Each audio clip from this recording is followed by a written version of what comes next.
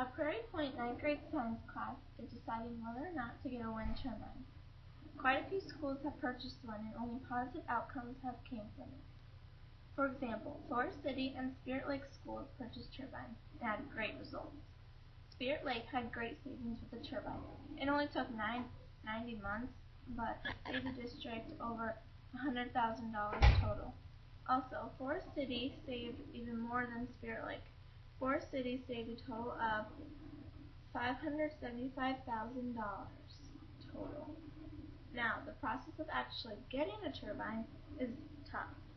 Forest City had to show the school board, and then they had to approve. After that, they had to figure out loans, grants, money, and all those other problems. As you can see, school board and administrators that I approve that other schools do have turbines, and the outcome is great because we will save a lot. During this poor economic time could be very beneficial to all companies and schools. Based on our research, a windmill would be the most intelligent decision. Large wind turbines can provide power to grids at levels of 250 kilowatts to 5 milliwatts. This is proven by how the windmill operates. When the machinery starts to create energy, the distribution lines receive the energy from the generator. Most importantly, while transferring the energy, a coil rotates around an electromagnet which makes energy for the generator. As you can see, a windmill is a very complex piece of machinery that will help Prairie School save money from the cost of energy, water, and paper.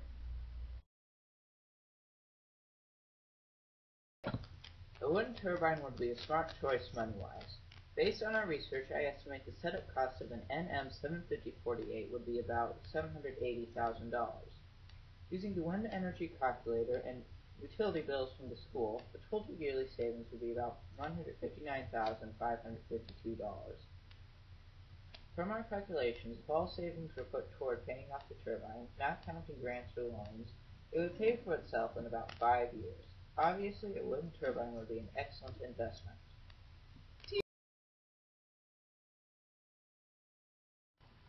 The people of Prairie believe it is time to move forward in deciding on a new energy source that will be beneficial to our schools. Based on our research, 59% of people are all for going green by using an alternative energy source to provide energy to the schools, while only 9% of people are against the idea. For those in support of using an alternative energy, there is a small amount of people willing to pay for the energy through taxes. The other 78% of people interested in using an alternative energy source are willing to pay for it through funding or government grants. Although many organizations would be willing to fund us, there are also many others who could provide a government grant for our alternative energy, especially since they are in favor of using clean energy.